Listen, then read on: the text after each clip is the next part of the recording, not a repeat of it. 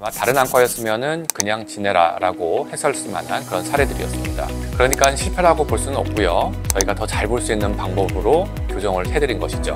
그래서 렌즈를 살짝 돌려주거나 더 잘 맞는 렌즈로 교환을 해서 완벽한 시력을 얻도록 계획을 한 우리 안과의 그런 시스템의 한 단계로 보시면 되겠습니다.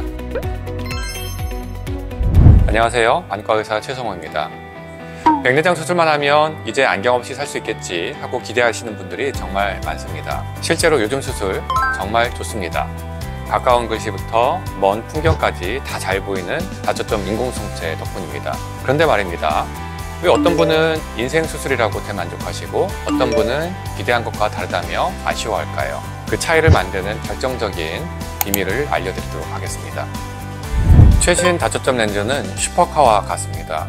성능은 최고지만 아주 예민하죠.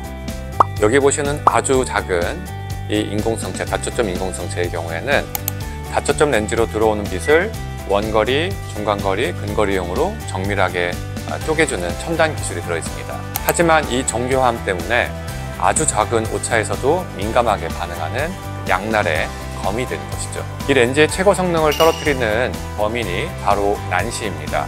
우리 눈의 검은 자인 각막이 완벽한 농구공 모양이라면은 빛이 한 점에 모여서 선명하게 보일 텐데 마치 럭비공처럼 찌그러져 있으면은 빛이 여러 곳으로 번지면서 흐릿하게 보이는 것입니다. 이게 왜 문제냐?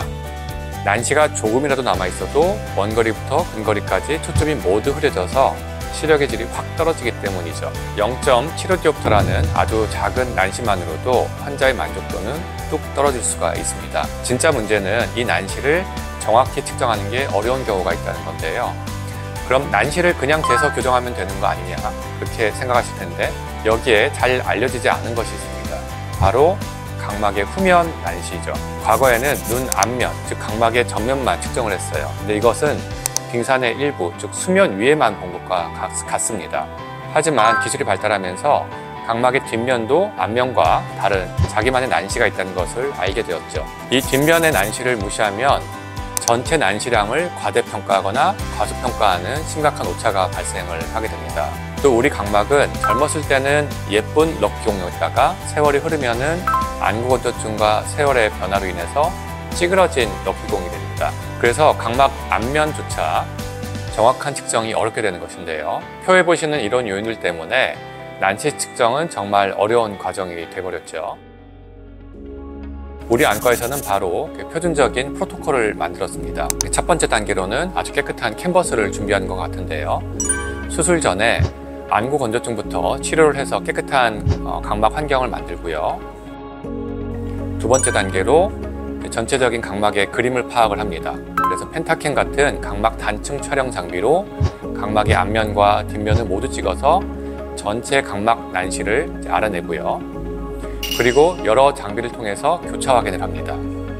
그 다음에 세 번째 단계는 직접 저희가 만든 난시 공식을 활용해서 각자 눈에 맞는 렌즈의 도수를 계산을 하게 됩니다. 네 번째로는 투명한 소통이라고 제가 이름을 붙일 수가 있는데 무슨 말이냐 하면 수술하고 나서 만에 하나 오차가 발생을 하게 되면은 렌즈가 제대로 기능을 못해서 시력이 덜 나올 수가 있어요. 그럴 때는 저희가 어떤 이유 때문에 오차가 발생했는지 검사를 하고 이것을 환자분과 같이 정보를 공유해서 미세 조정까지 해서 더 좋은 시력을 낸다는 뜻입니다. 우리 안과의 데이터로 연구를 한 결과는 93%는 한 번에 성공을 하고요. 7%는 미세 조정으로 목표한 시력을 찾았습니다.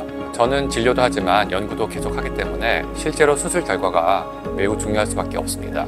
그래서 저희 안과에서 수술을 받은 클라레온 파노픽스 환자 1282안의 데이터를 이용을 해서 이것을 1년간 추적 관찰한 연구 결과를 유명한 국제학술지에 발표를 했습니다. 결과는 매우 좋았습니다. 환자의 86%가 안경 없이 1.0 이상의 시력을 도달을 했고요.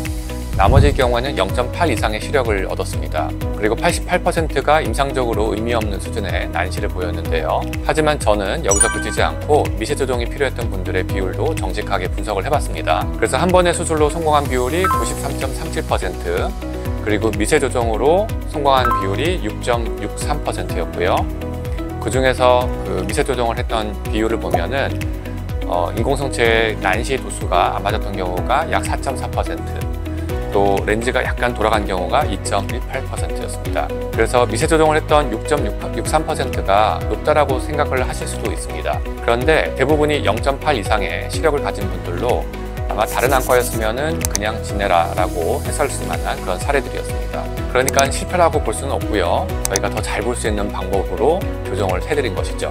그래서 렌즈를 살짝 돌려주거나 더 잘 맞는 렌즈로 교환을 해서 완벽한 시력을 얻도록 계획을 한 우리 안과의 그런 시스템의 한 단계로 보시면 되겠습니다. 그리고 이분들의 시력은 미세 조정 후에 눈에 띄게 향상이 되어서 다 1.0 이상으로 시력을 회복을 하셨습니다. 이 연구 결과를 토대로 난시 오차의 원인을 교정을 해서 현재는 미세 조정이 필요한 빈도가 3% 이하로 줄어들게 되었습니다.